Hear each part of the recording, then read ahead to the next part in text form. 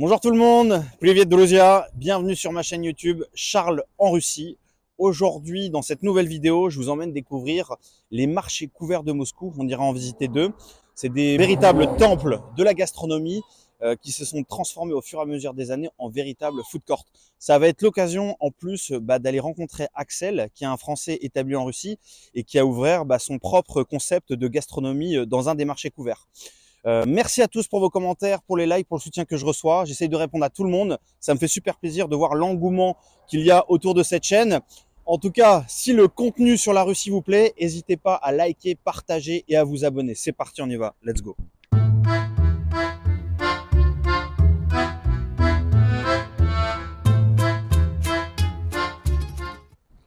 Donc on arrive dans un premier marché couvert, qu'on appelle aussi maintenant food court, qui s'appelle Danilovski. Danilovski, il prend le nom Danilov, qui est le nom du monastère qui se trouve dans ce quartier. C'est un marché qui a été construit en 1866. C'est trouver des fruits, des légumes, des produits frais, produits laitiers, de la viande. Il a évolué au fur et à mesure du temps pour se moderniser et se transformer en véritable food court avec des concepts gastronomiques et culinaires, et toujours en gardant, c'est ça aussi qui fait son charme, toujours en gardant au centre des produits frais et toute la partie légumes et viande qu'on va aller voir. Et à savoir que Moscou, c'est un des pionniers dans cette tendance des food courts qui est à Paris depuis une quinzaine d'années. Moscou est un des pionniers à créer les food courts et à les développer dans la ville. Et on en compte plus d'une dizaine immense sur Moscou. Alors voilà à quoi ressemble ce premier marché food court. Donc ici c'est vide, mais en fait l'été ça se transforme en grande terrasse où tout le monde peut manger à l'extérieur.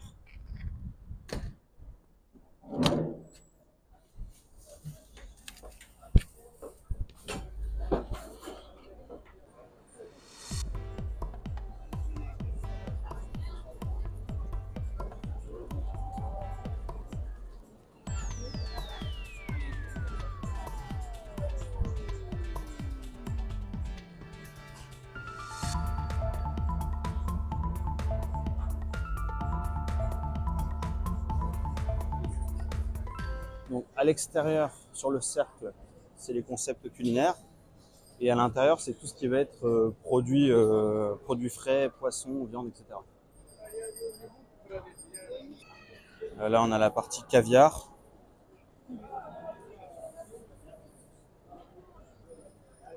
Magnifique, tous les poissons.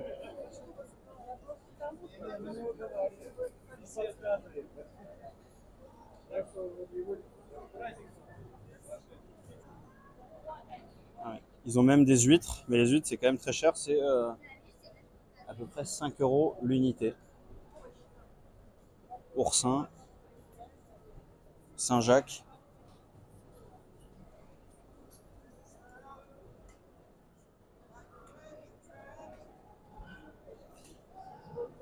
Allez, les beaux saumons.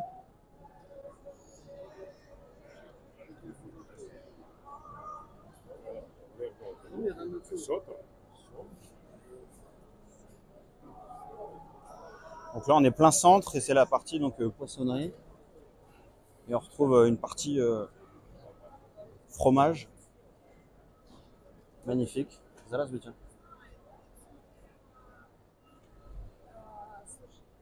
Et là, ils ont plein de fromages. Il y a du chèvre, du bleu. Regardez, c'est les mêmes crottins de chèvre que chez nous. Superbe.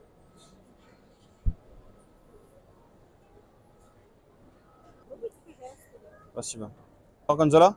Есть зубочистки, да? Спасибо. Ouais, super bon la gorgonzola. Итальянский, да? Нет, это Одинцовский район, Горький 2, Ah, Московская область. Ruski Master.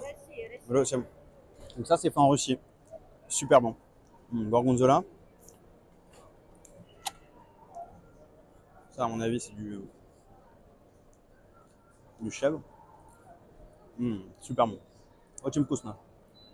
Пробуйте, пожалуйста, да. Попробуйте вот овечка, Вот. корова, Как? таврический называется. М. Oui. Коза вот это. Вот Коза. это коза. Ça, c'est à la chèvre. Да, манчега и камабер. Allez, il est chaud. Это шарики острые, самый острый чили. Ça, c'est spicy. Пробуйте, сэр, Attends. пожалуйста. Spasibo. Super bon. J'ai goûté du chèvre et du fromage de vache, tout est fabriqué en Russie. Incroyable. Les petits macarons, ils adorent les macarons, les Russes.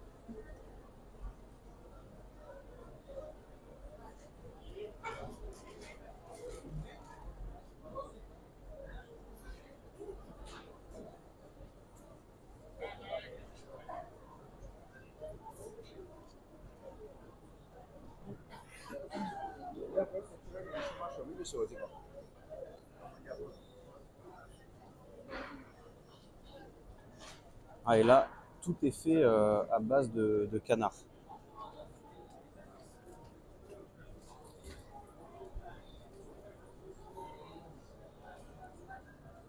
Un burger de canard.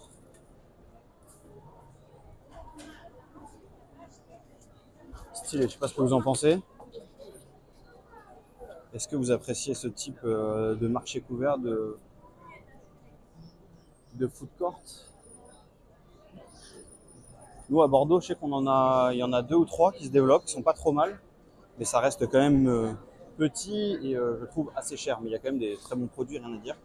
Et c'est vrai qu'à Moscou, il y en a plus d'une dizaine et c'est très important. Ça veut dire.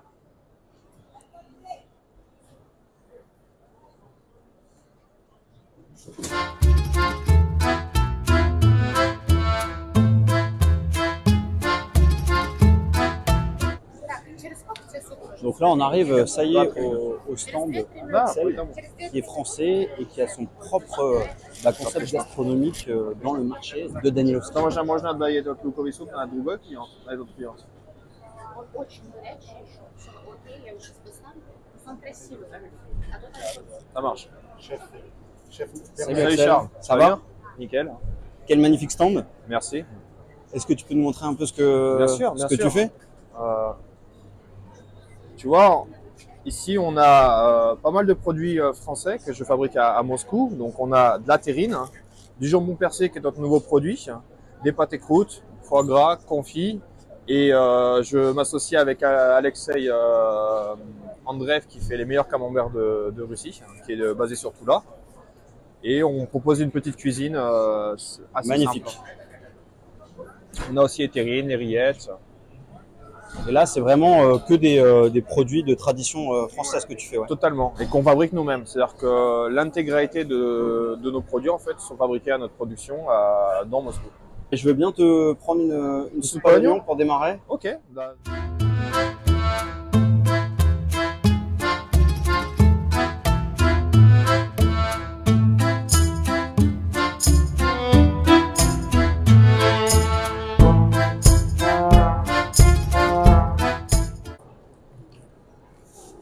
Axel m'a servi sa soupe à l'oignon là, magnifique, avec une très jolie croûte, magnifique, avec une petite vue donc sur tout le marché Danilovski. Ok. Alors, tu as mis une petite tranche de pain à l'intérieur, c'est ça? C'est ça, c'est-à-dire qu'en fait, là pareil, on fabrique tout nous-mêmes, c'est-à-dire qu'on fait le bouillon, on fait un bouillon de bœuf qui cuit à peu près 15-16 heures. Donc le triptyque magnifique. avec céleri, carottes et oignons.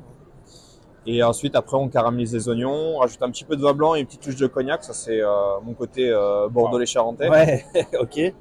Et on prend des tranches de baguettes qu'on toast avec un petit peu d'ail. Et puis, on rajoute du fromage qui est un équivalent des mentales russes. La baguette vient de Moscou. On travaille avec Lay's. Donc les Russes savent faire des baguettes maintenant.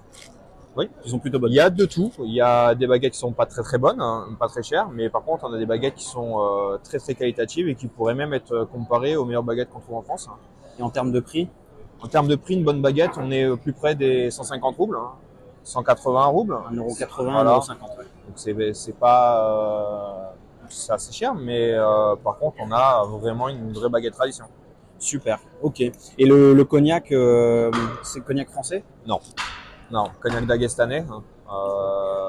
Daghestan, donc, qui est une région du sud de la Russie. C'est ça, du sud-est, du sud-est du Caucase. Hein. On est sur un oblast en plus, même une république si j'ai pas de bêtises, qui est plutôt musulmane, mais ils ont une tradition de cognac qui est assez intéressant. Alors bien sûr, on n'est pas au niveau du cognac français. Moi, j'utilise beaucoup pour la cuisine, mais ça donne des arômes qui sont très intéressants. Super, ok. Et alors, est-ce que tu peux parler un peu de toi? Comment ça se fait que toi, Français, Axel, tu ouvres un concept dans un des plus grands food courts de Moscou? Depuis quand tu es en Russie? Alors moi, ça fait maintenant un peu plus de 5 ans que je suis en Russie. Je suis venu complètement par hasard pour le centenaire de la Révolution. Ok. Pour la petite histoire, je travaillais en France, j'ai démissionné, j'avais envie de voir autre chose. Et j'avais un petit peu de sous, donc je me suis dit pourquoi pas prendre un an à voyager et voir pas mal de choses. Et j'avais prévu l'Amérique du Sud. Il y avait le centenaire de la Révolution. J'ai dit bon allez, va d'abord en Russie, puis après tu verras. Et je suis jamais reparti. Pour la petite histoire, donc j'ai commencé un petit peu à étudier le russe parce que je me suis rendu compte qu'en Russie, si on maîtrise pas la langue, c'est très compliqué de comprendre pas mal de choses sur l'histoire. Et puis de fil en aiguille, il y a eu la Coupe du Monde et j'ai trouvé un travail assez rapidement. J'ai démissionné, d'ailleurs j'ai commencé à fabriquer de la rillette latérine pour ma belle famille et pour les amis. Et tu n'avais pas d'expérience avant en France particulière dans de la restauration? De la restauration non, après dans la fabrication de charcuterie oui. J'avais fait pas mal de stages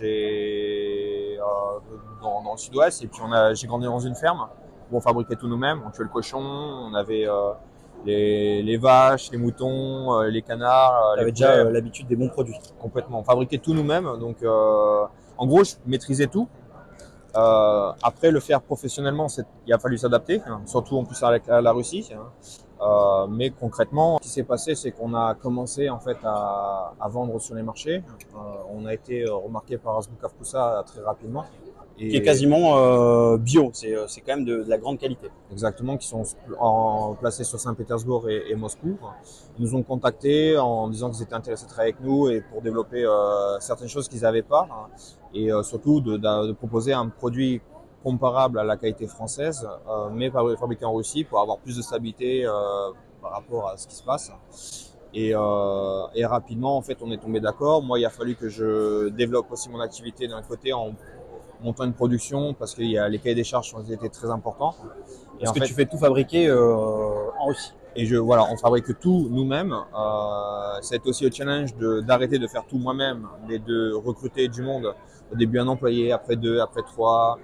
Embaucher quelqu'un pour les documents vétérinaires, embaucher quelqu'un pour la réception, embaucher quelqu'un pour l'étiquetage. Parce qu'avant, je faisais vraiment tout de A à Z. Et de là, on s'est développé, après on a été contacté par Mirator, Vkusvil, on s'est développé sur toute la Russie. Maintenant, on peut trouver mes produits à Vladivostok, à Kaliningrad, à Sochi. Vladivostok, pour ceux qui ne connaissent pas, on est complètement à l'opposé de la Russie. On met 9 heures en avion pour arriver là-bas.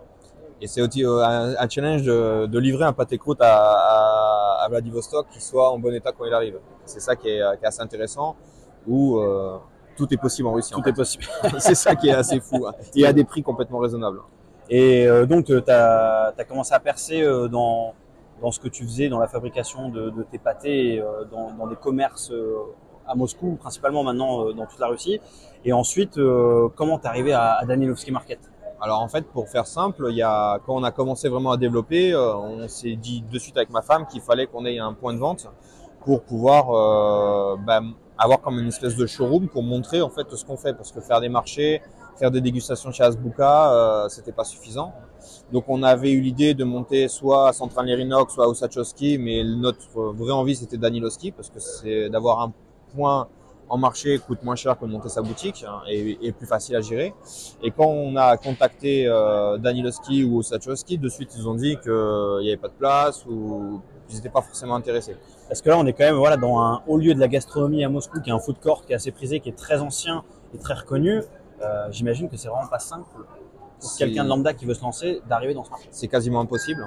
Et en fait, pour être aujourd'hui à Danilovsky, c'est eux qui sont venus vers nous en fait eux-mêmes. Ouais, extraordinaire. C'est-à-dire qu'il y a 2 ans qu'on leur a écrit, en gros ils nous ont dit qu'ils n'étaient pas intéressés et qu'on n'était personne.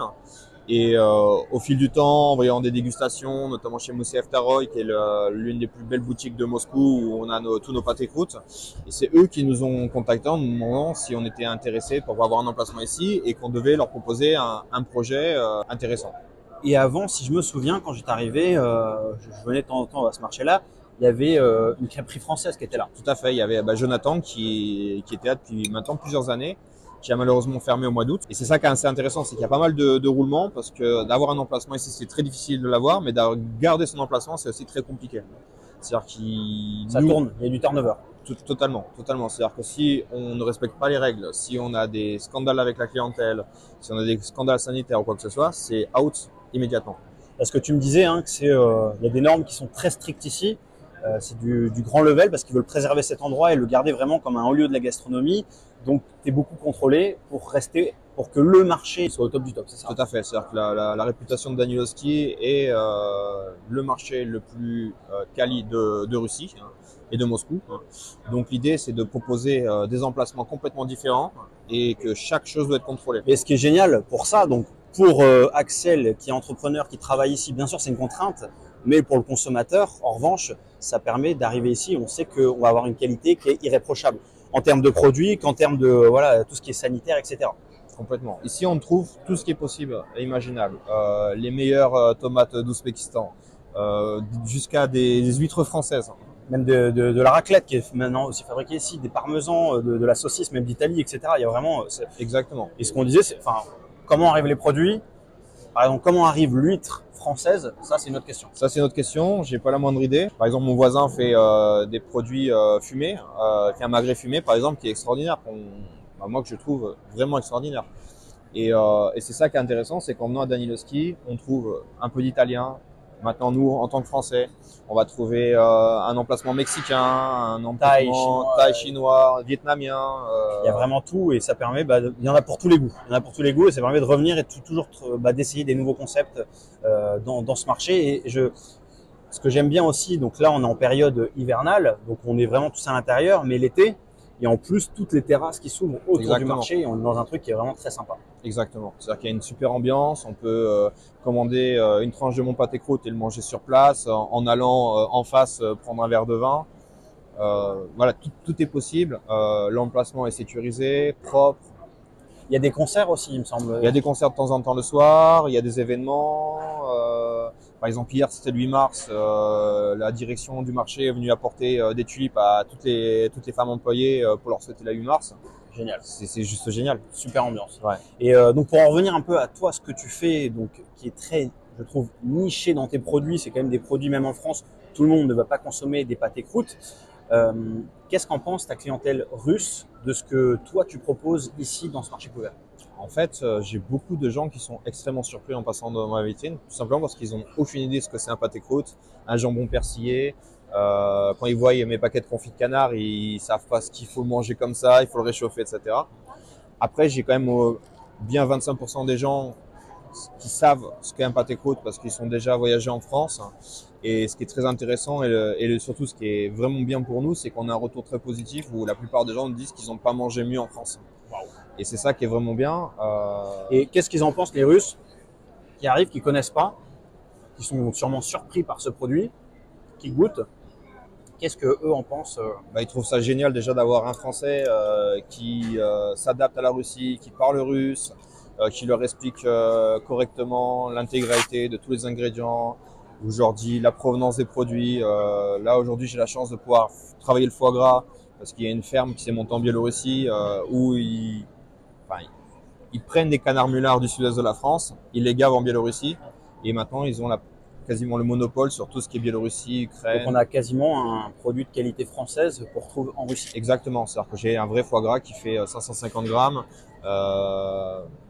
et ça me permet vraiment de travailler des super produits. Donc au final, tu es en Russie, tu fais des produits français, tu travailles avec des produits locaux, tu arrives à trouver du cognac du Daghestan, c'est ça. Tu arrives à trouver du foie gras de Biélorussie qui est importé avec des canards biélorusses. Donc tu arrives à ressortir les mêmes produits qu'on a en France, même s'il y a les sanctions sans rentrer dans les détails. tu arrives à sortir et proposer le même produit qu'on peut trouver en France et de très bonne qualité. Exactement. Il y a juste deux choses que je fais venir de France parce que malheureusement, je n'ai pas l'équivalent en Russie. C'est le piment d'Espelette. Ouais, le piment d'Espelette. Je travaille beaucoup de piment d'Espelette et c'est une épice qui est juste extraordinaire. Je travaille aussi le Rabelais qui est un mélange d'épices qui vient de Marseille, qui est pour moi le plus intéressant pour la charcuterie fine. Et alors l'Espelette, donc c'est quand même un produit qui est cher. Tu arrives à le transporter facilement parce que tu n'as pas envie de le perdre, j'imagine. En fait, c'est le système D, c'est les amis qui rentrent de France et qui me prennent 1 kilo dans leur valise. Ou moi, quand je vais en France une fois par an, qui en prend 3-4 kilos. Ça et suffit, avec ça, ça me suffit pour passer. Super, Voilà. très bien. Génial. Bah écoute, la soupe à l'oignon était excellente. Je vous invite vraiment, que vous soyez russe et donc que vous habitez à Moscou, à venir goûter la soupe et tous les produits que propose Axel. Si vous êtes touriste français, je vous invite à passer au marché Danielovski et venir rencontrer Axel et goûter ses produits parce que c'est quand même vraiment unique sur Moscou d'avoir un Français qui propose ce type de produit. Tu m'avais parlé qu'on va peut-être goûter Une petite crêpe Suzette. une petite crêpe Suzette. Bah c'est Voilà. parti, on y va. Macha. Donc ça, c'est les crêpes, c'est ça? Crêpes au reblochon. Magnifique. Donc on a un super reblochon en Russie et on a eu l'idée avec Macha de créer en fait un mélange de crêpes et de reblochon. Et là, Non. c'est un test. Tu l'as pas sorti encore. C'est un test, on va goûter tous les deux.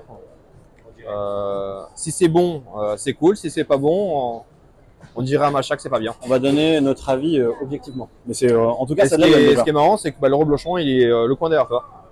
Ah, Tu peux l'acheter derrière. Ah, mais c'est ce que j'ai vu tout à l'heure, c'est les stands. C'est le Ah ouais, stand regardez. ici. Donc là, il y a le stand Bah, juste. tiens, si tu veux juste les là, on voir, va je peux te regarder. montrer quelque chose. Ça nous emmène voir. Donc, ici, tu as des super produits. Tu as notamment mes amis de Briansk qui fabriquent des super fromages de chèvre à Valençay et la bûche de chèvre Camembert, bûche de chèvre. que je vous conseille. Hein. Et ici, de temps en temps, vous avez le reblochon qui est là. Reblochon. Et nous, tout simplement, on Ah oui, travaille il y a une avec, allure un peu particulière, pas tout à fait comme chez nous, la croûte. on travaille avec notre ami et il est extraordinaire. Mais ouais. Il est beau, hein. Magnifique. Donc là, on retrouve en fait des noms de fromages qu'on connaît très bien chez nous. Et Exactement. qui sont faits en Russie. Ils sont fabriqués en Russie. Des choses qui sont des fois pas forcément bien réussies, faut être honnête. Mais des fois, des choses qui sont extraordinaires. Et ça va dépendre des fromageries ou des endroits où c'est produit. Exactement. Mais ce que je note en 5 ans, c'est qu'il y a une augmentation de la qualité et une prise d'expérience qui fait que maintenant, ils sont capables de proposer des choses vraiment très bien. Et après, c'est surtout qu'ils adaptent à leur goût. Ils aiment Et bien toi, tout ce qui est à la truffe. Par exemple, les bris à la truffe, que moi, je ne trouve S'il ça est pas là, c'est ce que je voulais montrer. forcément bon. C'est pas mon fromage à moi, mais ma femme, par exemple, elle adore. Et donc, ce qui est bien, c'est que ton fournisseur est à Complètement. 5 mètres. Et on essaye de se faire travailler entre nous et d'aller à la proximité. Super. Petite crêpe avec du reblochon.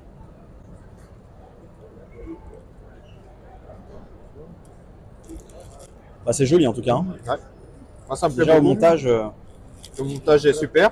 J'ai une chef qui est extraordinaire, avec qui on s'entend très très bien. c'est elle qui a eu l'idée. En fait, voilà, je donne des thèmes et elle me sort des choses qui sont très intéressantes. Et après, on travaille tous les deux. Et là, c'est entièrement elle. On va déjà avoir l'avis du boss. On dirait une crêpe à la tartiflette. C'est génial. C'est bon? Ah, moi, moi, j'adore.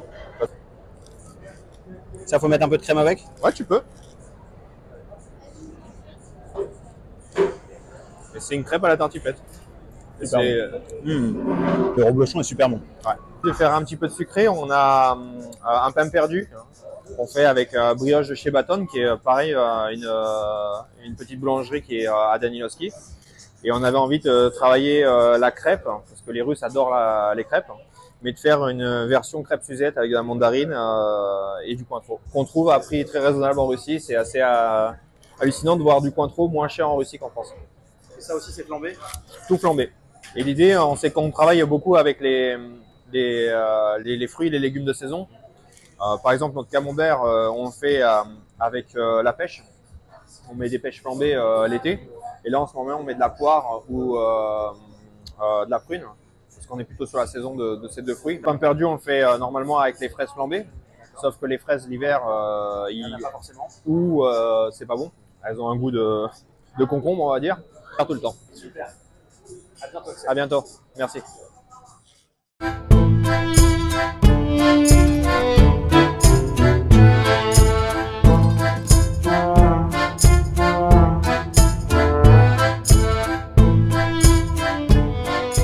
Un grand merci Axel pour cet entretien avec toi.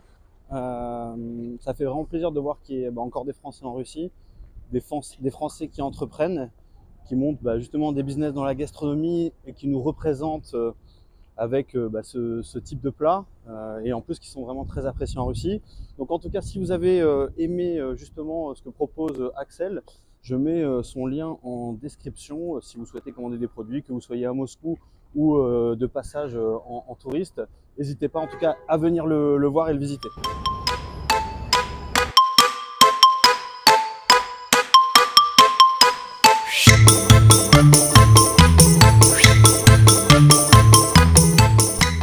Donc là, comme vous pouvez le voir, on arrive dans un nouveau food court qui est un ancien entrepôt ferroviaire, un dépôt ferroviaire, et qui a été tout reconstruit en food court plus moderne. Donc là par contre il n'y a pas de produits frais qu'on peut avoir à Danielowski Market. Là ça va vraiment être concentré sur des concepts gastronomiques avec un autre type de population. Il y a plein d'events et celui-là, Dépôt, c'est un des plus grands food courts d'Europe. On retrouve plus de 70 concepts gastronomiques à l'intérieur de ce food court. Donc je vous emmène voir ça. Ça c'est pour les enfants. Il y a un vestiaire. Ça c'est pour faire des concerts.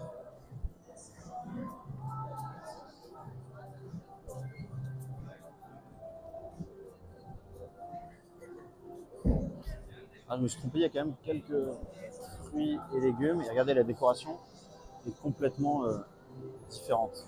Toujours l'exposition des voitures chinoises, puisque c'est quand même le nouveau grand partenaire dans l'industrie automobile en Russie.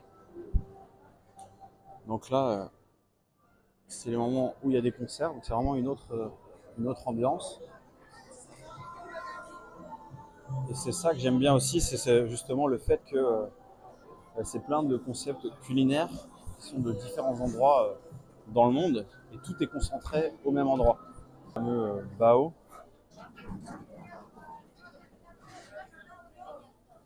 Ça a l'air bon ça.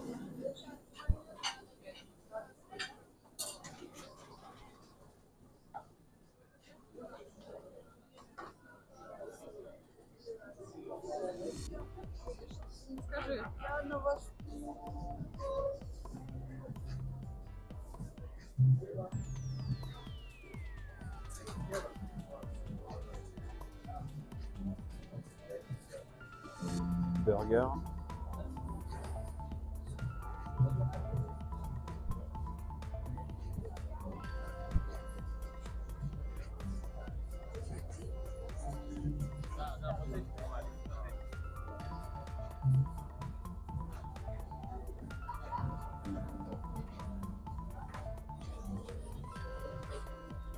Ah, il montre les assiettes qu'on peut manger en exposition.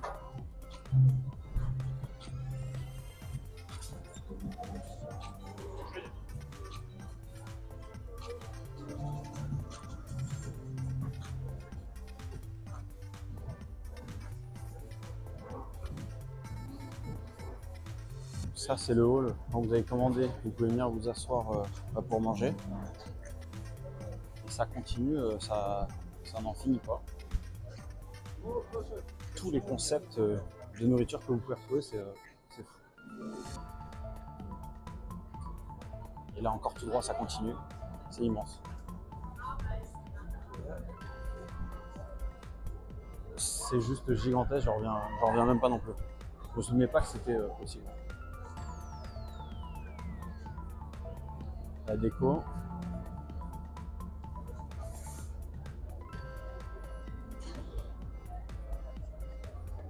Martini.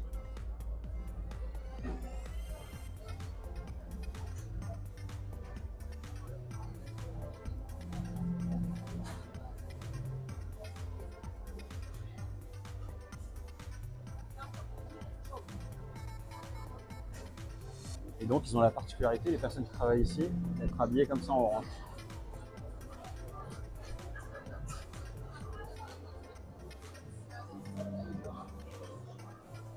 Ah, ils font des pâtes, pizza. Allez, ça continue. Et il y a un étage en plus.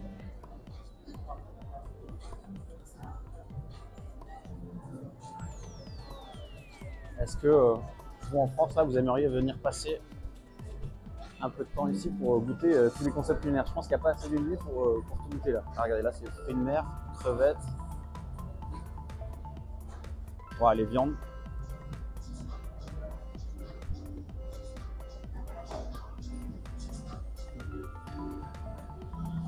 Les viandes. Là, je crois que c'est plus. On a nourriture asiatique. Des bouteilles de vin. Et ce qui est étonnant chez les Russes, c'est que il y a beau avoir des sanctions depuis 2014 ou autre, dans ces marchés-là, si vous souhaitez quelque chose n'importe où dans le monde, vous l'aurez. Que ce soit des saucissons italiens, des fromages français, vous avez vu dans l'autre marché, on a pu retrouver des huîtres, etc. Donc, comment ça passe, aucune idée, mais si vous voulez quelque chose d'européen, vous êtes sûr que vous allez pouvoir le trouver dans un de ces marchés, puisqu'il y a vraiment absolument tout, et ils importent toujours absolument tout ce dont vous avez besoin. Par contre, là, ce qu'il faut savoir, c'est que ça reste cher.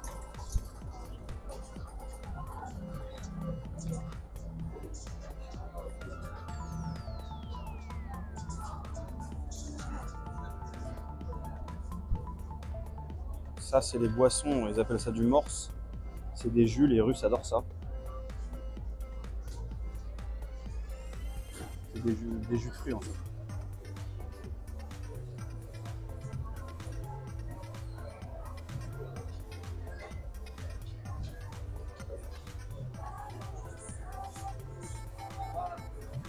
C'est blindé de monde. Donc là, italien.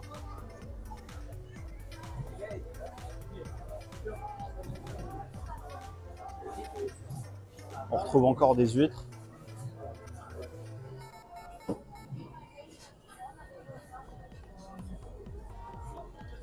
Des moules. Mollusca.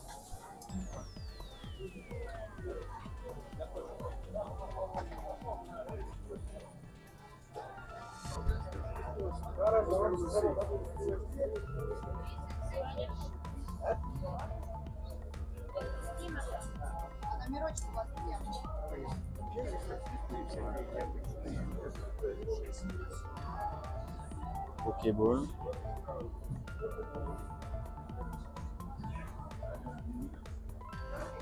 Ça, c'est des pains géorgiens. Ça, on le goûtera bientôt, c'est géorgien aussi.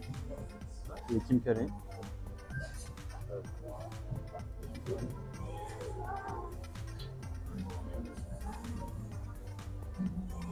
Et la déco est vraiment très bien.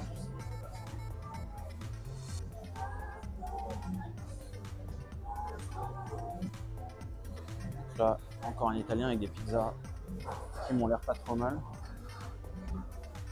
Et regardez les pains aussi, croissants, baguettes,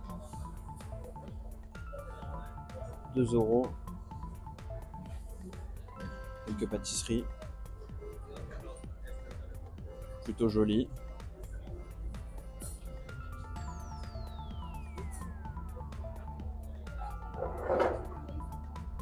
Bonbons. Ah, ça c'est fraises enroulées de chocolat.